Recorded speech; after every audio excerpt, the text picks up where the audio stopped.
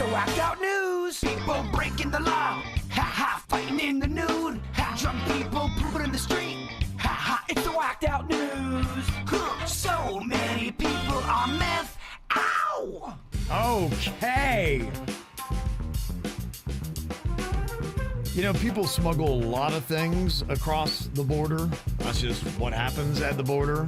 And it's not even just the border, too. I mean, we know about smuggling here in South Florida. They use the waterways, whatever they can. So that's why I thought this was kind of odd, because this isn't the typical thing that people smuggle across the border. There's a woman who they nabbed trying to smuggle a massive quantity of bologna into Texas. Is it Mexican bologna? I would assume it probably is. This is kind of a thing where people are Bringing meat. taking meats and stealing meats and selling meats. Yeah. I don't know. She also had some prescription meds in there as well. That was Of course part she of it. did. Yeah, so they broke it down. They're like, okay, there is a lot of bologna and there's a lot of drugs. A woman was caught trying to smuggle a massive amount of bologna and prescription drugs into Texas. She was busted at the Presidio port of entry about 100 miles west of Big Bend National Park. Border officials say she did declare the meat, but when her suitcases seemed abnormally heavy, officers inspected them further. My goodness, finding more than 700 pounds of bologna, 280 boxes of prescription drugs, and thousands of dollars. Wow. Okay. Oxymeyer. Okay. Yeah. Costume mashup. Little bologna and some oxy to get you through the day. It's just like gross. Like, ugh. Bologna is gnarly. Is it in your hot car? Like with these suitcases? Like, no, thank you. Bologna's a rough meat. Especially not refrigerated. Warm bologna's Warm even bologna because it's rougher. been in your car? Oh, man. Ma'am. Can you imagine how unfun that party would be? Drugs and bologna. Oh, it's terrible. Hey, that's all you You got? have to take the drugs to be able to get through the bologna. Oh, my gosh. You definitely do the drugs first, then the Yes. bologna. Yeah. You don't do the bologna. Ugh. Well, I got to tell you, this next story just screams Arkansas. Authorities there have charged a young couple, Darian Urban and Charlene Ehlers, after they allegedly tried to trade their 2-month-old for a 6-pack of beer and $1,000 at a campground. Quite the mugshot on these two. They look like they're on meth to me. Mm-hmm. Yeah. This happened at the Hideaway Campground and RV park near Beaver Lake in the Ozarks. They look like they love to take some pills and eat some bologna. Okay, yeah, they would love the bologna. They would love that Mexican bologna pill party. Yep. Mm-hmm. Yeah, despite claiming the exchange was part of an adoption plan, the couple now face criminal charges and have been detained. So there you go. I mean, if you're the judge, what do you give that for a sentence? That's the worst, one of the worst things you could ever do. Yeah. Is that life in prison? No, I don't think it'd be life. Really? Yeah, I wouldn't think it'd be life. You're trying to sell your kid for $1,000 in beer? It's disgusting. Yeah. I mean, only a 6-pack? I mean, come on. What the heck? And they're stupid on top of it? Oh, yeah. Yeah. You can't even ask for a keg? Well, something they would probably love to attend in Texas, the Rednecks with Paychecks event went down. It's an annual event. Monster trucks, of course, are involved. And one of the drivers, Jonathan Earl Reed, injured several people in crushed vehicles after a heated altercation.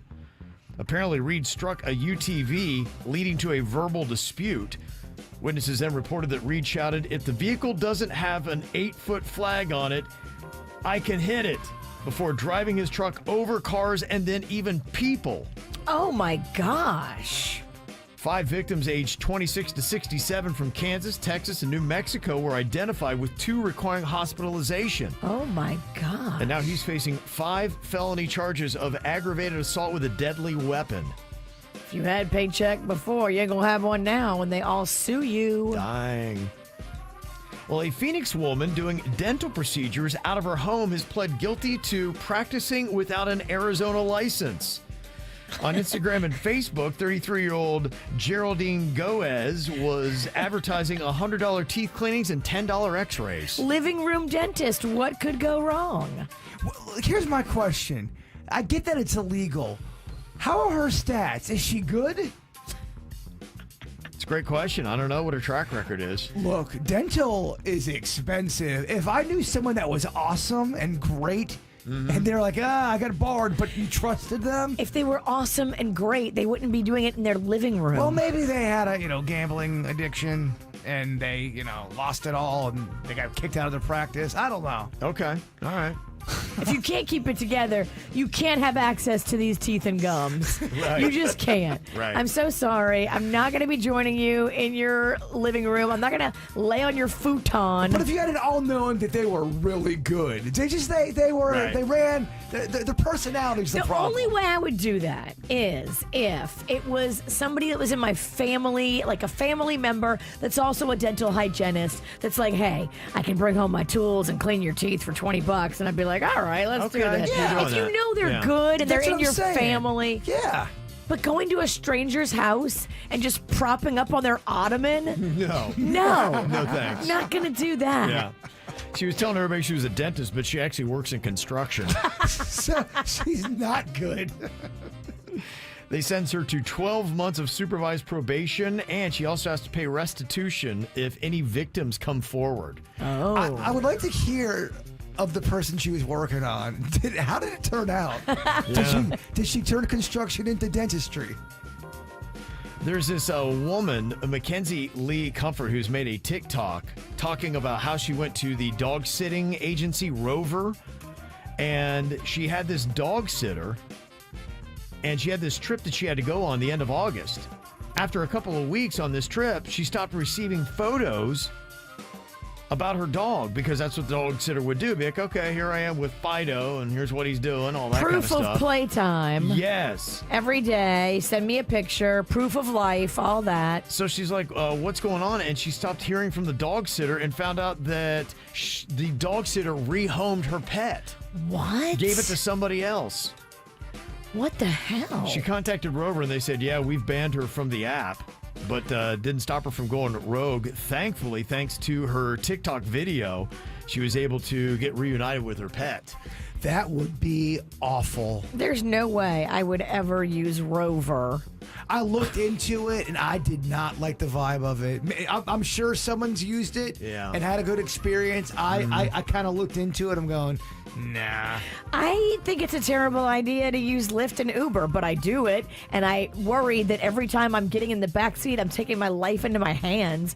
But you're going to let this person come in your house while you're on vacation and take care of your dog? Well, Right. the problem is sometimes people get in a situation where they're extremely desperate and a family emergency happens and they've got nobody to watch their dog. Yeah. And that can happen. Ay, ay, ay. There's a 24-year-old guy in Oregon that crashed his car while driving home from a bar on Tuesday. So he called his dad. He's like, hey, Dad, can you come pick me up? Dad sure did. But when Dad got there, Dad actually crashed his car because Dad, too, was drunk. So they got a matching father and son DUI. Gosh. Yeah, how about that, huh? The Crown Royal apple doesn't fall far from the tree. No, you're right. It does not, does it? And that is your whacked out news. This is how we do. It's the KBJ Show.